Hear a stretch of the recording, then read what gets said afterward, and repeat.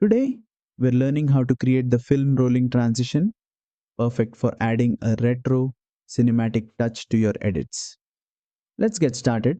Start by importing your clips into the timeline and placing them back to back. This sets the foundation for the transition.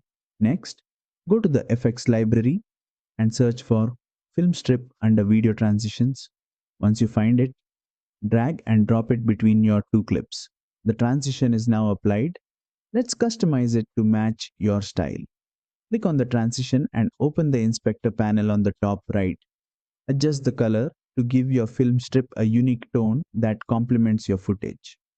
Adjust different options available here for motion blur so that we can make it a smoother and more dynamic transition.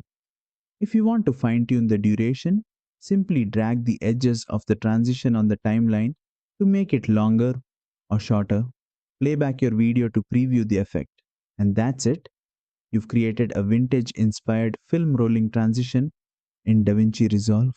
If you found this tutorial helpful, don't forget to like, subscribe, and hit the bell for more easy editing tips.